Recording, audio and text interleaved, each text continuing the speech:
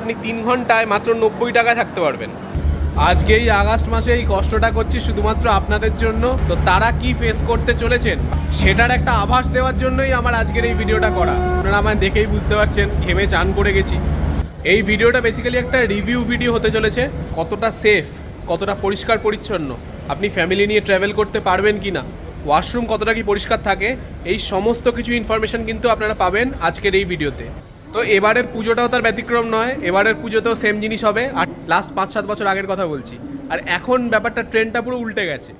Good evening from new Jalpaiguri railway station. ঘোরা শেষ, এবার বাড়ি ফেরার পালা। তো আমার মতো আপনাদেরও যদি সন্ধে বা রাতের দিকে ফেরার ট্রেন থাকে, তাহলে ডিনার করার জন্য এনজেপি স্টেশনে কী ব্যবস্থা রয়েছে সেটা আপনাদের প্রথমেই দেখিয়ে দিই। আমি নিজেও এখান থেকেই খেয়ে ট্রেনে উঠেছিলাম, কারণ ম্যাক্সিমাম যতগুলো ট্রেন আছে ফেরার, কোনোটাতেই কিন্তু আপনি প্যান্ট্রি কার পাবেন না। তো এখন আমি দাঁড়িয়ে আছি আইআরসিটিসি ফুড ট্র্যাক বা ফুড প্লাজার ঠিক সামনেটায়। এটির অবস্থান হচ্ছে এনজেপি রেলওয়ে স্টেশনের 4 নম্বর প্ল্যাটফর্মে। চলুন ভেতরে প্রবেশ করি, আর কী কী খাবার দাবার পাওয়া যাচ্ছে সেটা আপনাদের একটু দেখিয়ে দিই। বাই দ্য ওয়ে, তার আগে একটা ছোট্ট রিকোয়েস্ট, ভিডিওটি হেল্পফুল মনে হলে প্লিজ একটা লাইক করে দেবেন, আর চ্যানেলে নতুন হলে অথবা চ্যানেলটি এখনও সাবস্ক্রাইব না করে থাকলে অবশ্যই একটু সাবস্ক্রাইব করে নেবেন। এতে কিন্তু আপনার কোনো রকম টাকা পয়সা লাগবে না। আচ্ছা, আর একটা কথা আপনাদের বলে দিই, এটা কিন্তু আইআরসিটিসির ওই জনআহার টাইপের কিছু নয়। মানে আপনি কিন্তু এখানে ট্রেনে আইআরসিটিসির যে মেনু আছে, ধরুন 80 টাকায় ভেজ মিল, 90 টাকায় এগ মিল, এরকম কিন্তু এখানে পাবেন না। এখানে দাম অনেকটাই বেশি। এই যে মেনু লেখা আছে, আপনারা চাইলে পজ করে স্ক্রিনশট নিয়ে নিতে পারেন। আমি নিয়েছিলাম চিকেন চাউমিন, দাম নিয়েছিল 150 টাকা। চিকেনের পিস যথেষ্ট পরিমাণেই ছিল। ওভারঅল আমার খেতে খুব একটা খারাপ লাগেনি। আপনারা চাইলে পার্সেলও করে নিতে পারেন। আচ্ছা, আগের পর্বে এনজেপির রিটায়ারিং রুম দেখে আপনারা অনেকেই বলেছেন অনেক বেশি খরচ হচ্ছে এতে, 3-4 ঘন্টার জন্য এত খরচ পোষায় না। তাদের জন্য আপনাদের এখন খোঁজ দিচ্ছি একটি চিপ অল্টারনেটিভ অপশানের।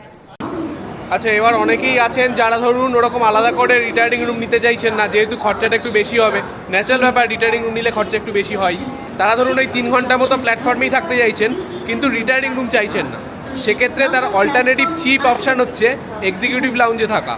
এই এক্সিকিউটিভ লাউঞ্জে আপনি 3 ঘন্টায় মাত্র 90 টাকায় থাকতে পারবেন। এই এক্সিকিউটিভ লাউঞ্জও 4 নম্বর প্ল্যাটফর্মেই অবস্থিত। যে আইআরসিটিসি ফুড প্লাজাটা আপনাদের দেখালাম, ওখান থেকে 1 মিনিটেরও কম ওয়াকিং ডিস্টেন্সে আপনারা এই এক্সিকিউটিভ লাউঞ্জটি পেয়ে যাবেন।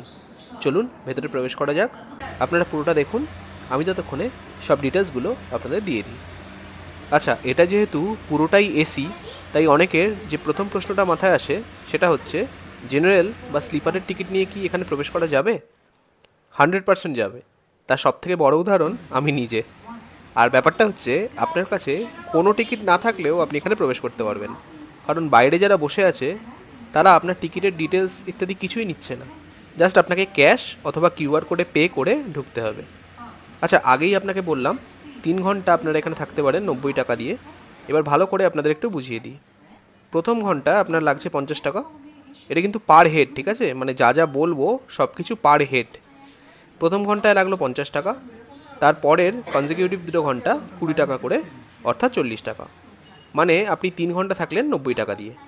এবার ধরুন আপনি ভাবলেন আরেক ঘন্টা এক্সটেন্ড করে নিই, মাত্র 20 টাকা তো লাগবে। সেটা কিন্তু হবে না।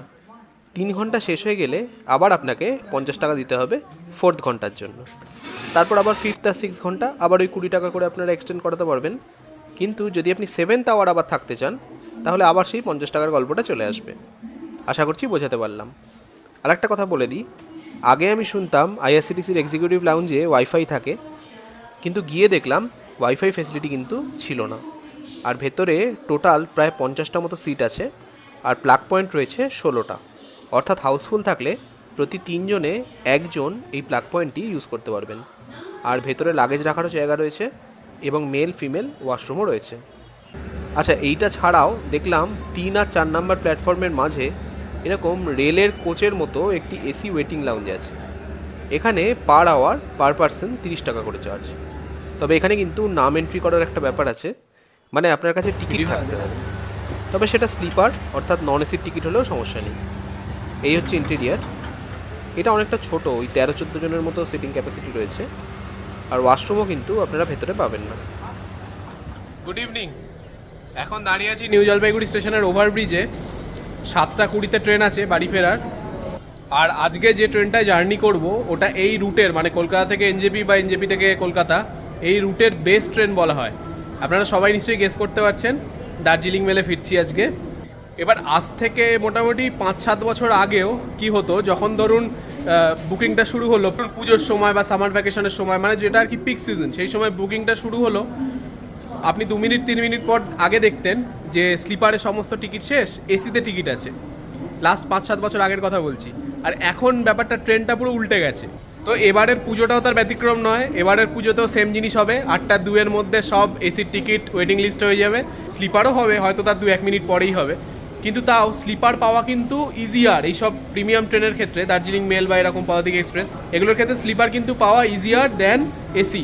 এবার দেখুন, সত্যি কথা বলতে লাস্ট কিছু বছরে স্লিপারটা এত ডিগ্রেড করেছে যে ফ্যামিলি নিয়ে, মানে বিশেষ করে যদি মহিলারা থাকে আপনাদের সাথে, তাহলে স্লিপারে যাওয়াটা মানে সবাই বলে যে অ্যাভয়েড করুন।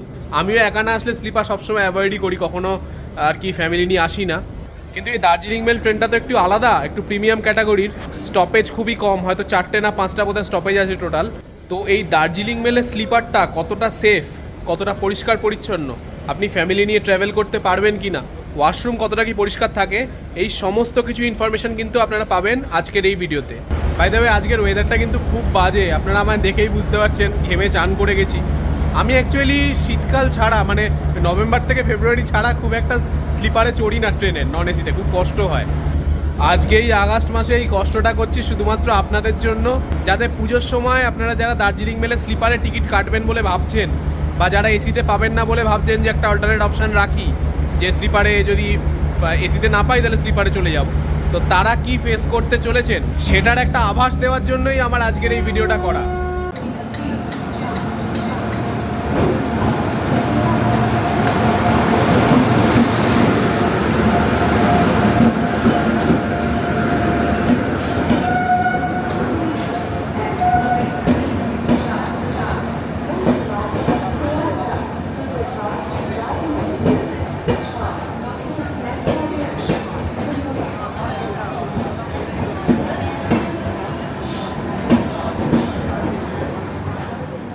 ঘড়িতে সন্ধ্যে 7:32। নির্ধারিত সময়ের থেকে 2 মিনিট লেটে শিয়ালদার উদ্দেশ্যে রওনা দিল 12344 দার্জিলিং মেল। ট্রেনটি প্রতিদিন সন্ধ্যে 6:15-তে হলদিবাড়ি থেকে ছেড়ে সন্ধ্যে 7:20 নাগাদ নিউ জলপাইগুড়ি আসে এবং 10 মিনিট স্টপেজ টাইম দিয়ে সন্ধ্যে 7:30টায় এনজেপি থেকে বেরিয়ে যায়। আর পরদিন ভোর 5:35-এ শিয়ালদা পৌঁছয়, অর্থাৎ জার্নি টাইম 10 ঘন্টা মতো।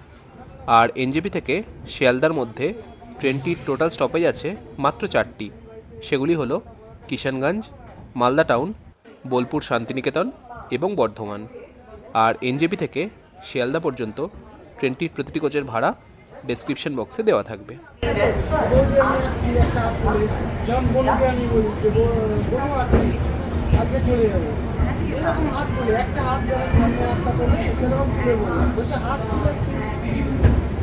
আমাকে বলছি হাত তুলে কি সম্ভব, হাত তুলে বলি যে আমি আসছি, টাটা বাই।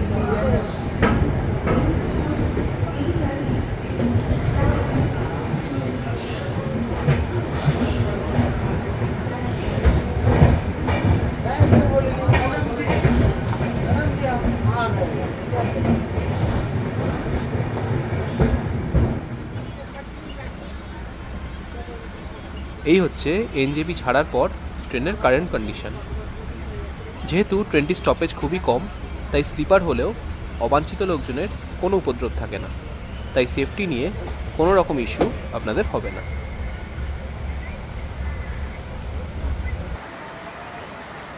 আমাদের ট্রেন দাঁড়িয়ে আছে তার প্রথম স্টপেজ কিষানগঞ্জে। এখানে মারাত্মক বৃষ্টি হচ্ছিল সেদিন, কোনোভাবেই নামা সম্ভব হয়নি। 8:39 বাজে, এখানে টাইম ছিল 8:38-এ, মানে একদম রাইট টাইমেই এসেছে। আর এখানে স্টপেজ টাইম হচ্ছে 2 মিনিট।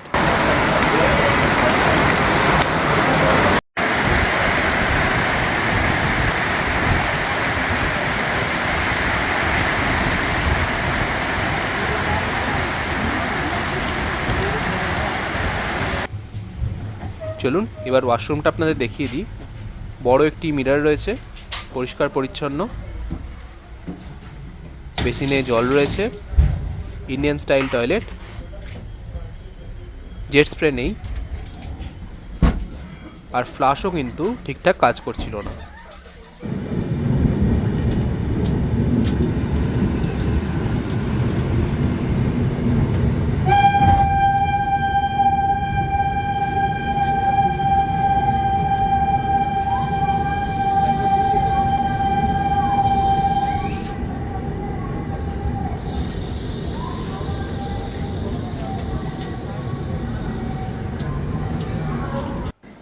ঘড়িতে রাত 11:25। আমাদের ট্রেন এখন দাঁড়িয়ে আছে মালদা টাউনে। এখানে টাইম ছিল 11:20, মানে 5 মিনিট লেটে ঢুকেছে। আর এখানে স্টপেজ টাইম হলো 10 মিনিট। এরপর আরও দুটো স্টপেজ আছে, আপনাদের বললামই, বোলপুর আর বর্ধমান। দুটোই মাঝরাতে আসবে, তাই আপনাদের দেখাতে পারবো না। দেখা হচ্ছে কাল সকালে। শুভরাত্রি।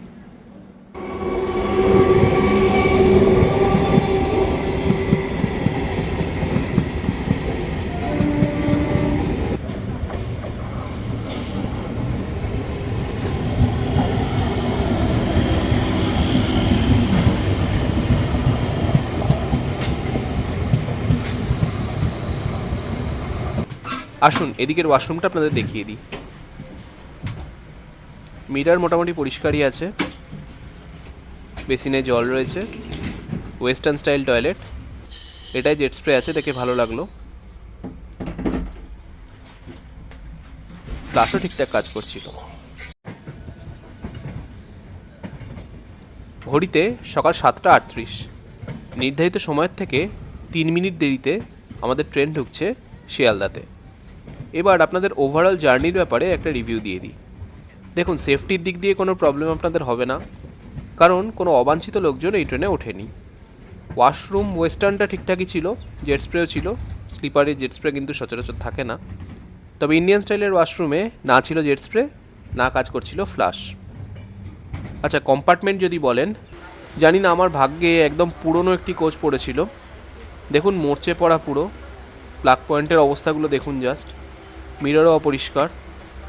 আপারে কোনো বটল হোল্ডার ছিল না, কোনো হুকও ছিল না কিছু ঝোলানো। মোট কথা, এই কোচটা আমার একদমই পছন্দ হয়নি। এবার বলি আপনাদের স্লিপারে জার্নি করা উচিত হবে কিনা। দেখুন, যদি শুধু ছেলেরা ট্রাভেল করছেন এরকম কোনো গ্রুপ হয়ে থাকে, তাহলে চোখ বন্ধ করে স্লিপার নিতে পারেন, কোনো প্রবলেম আপনাদের হবে না।